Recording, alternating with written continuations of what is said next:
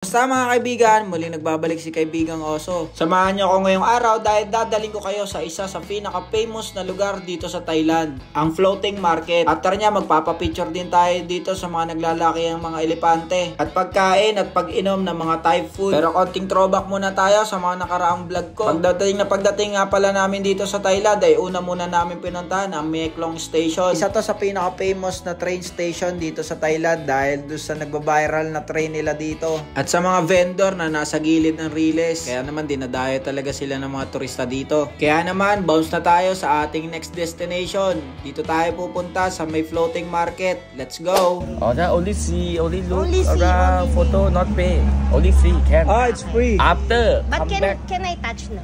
Can touch it, can. Free touch. Free, I'm not sure, sister can ask the counter. I not. I will touch, then I'll run away.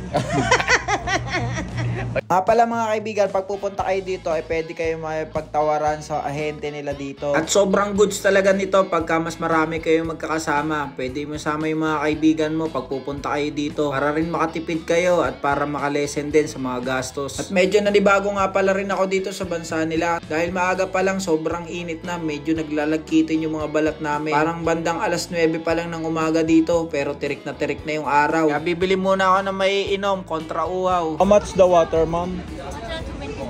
20 baht. About the Coke? Cola 30. How? 30? 30 baht? 30. Buy. 1. 50, no? 30 baht. Coca-Cola. Medyo mainit dito, pero okay lang. Thank you! At eto na nga, sasakay na kami sa boat. Mahati pala kami sa dalawang grupo. At dito sa part na to ay medyo kinabahan ako dahil akala ko tataob yung bangka. 6 people. Yes, Okay. brother. It's okay? Okay. Yo, man, sure. Niyaw ma!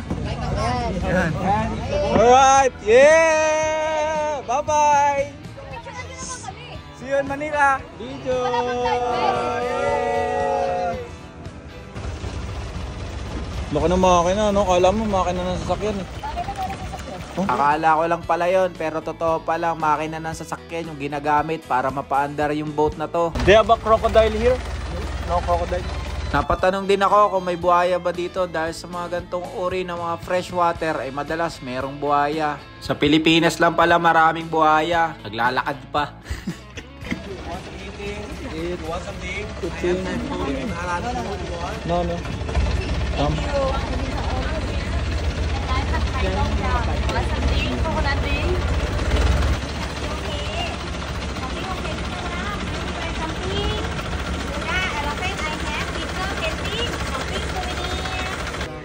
Hello. Mga kasama namin. Grabe makina to, par. Kuha lang yung makina yan. A bomba! Rat! Bum! Hey!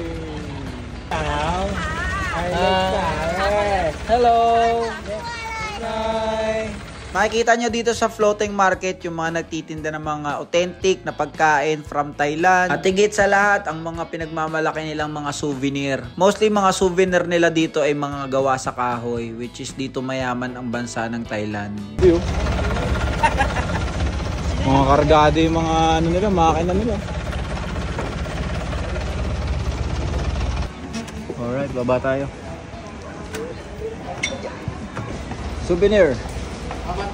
At tag-stop over muna kami dito sa malaking tindahan ng mga souvenir. Marami mga produkto ang meron dito pero napakarami dito, more on gawa sa kahoy. Meron din dito yung mga inaamoy-amoy na sikat dito sa bansang Thailand. Pero hindi muna tayo bibili dito ng mga pan-souvenir dahil meron tayong pupuntahan sa mga susunod na araw na kung saan doon tayo makakapili na mas mura, mas madaming pagpipilian, halos nandun na lahat ng pampasalubong. Kumbaga para sa Divisoria Mall dahil sa dami ng mga souvenir at mga mabibili mo doon na sobrang mura lang talaga.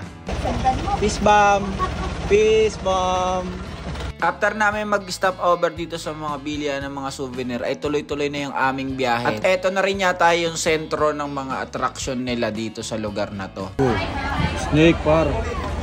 Meron din pala dito mga nagbebenta ng alak. Pwede mo siyang inumin habang nakasakay ka sa bangka. Medyo may pagkamahalan nga lang ng konti. Mga 200 baht yung price niya kada isang bote. Pero kung meron kang extra budget, ay mas maganda kung itry mo rin yung mga experience na ganito. Dahil nakasakay ka na sa boat habang umiinom pa ng authentic at local beer ng mga taga Thailand. Pero question lang mga kaibigan, sa mga nakapunta na dito at may mga experience dito sa lugar na to, ano kaya yung nilalagay nila doon sa mukha nila? Madami kasi akong nakikita dito na may mga nilalagay sila sa mukha nila na sobrang puti, nakala mo ay powder, parang hindi pantay sa leeg nila eh. Ano kaya ibig sabihin ng mga kaibigan? Comment down below sa mga nakapunta na dito at sa mga alam kung bakit sila naglalagay ng ganun kakapal na makeup ba yun?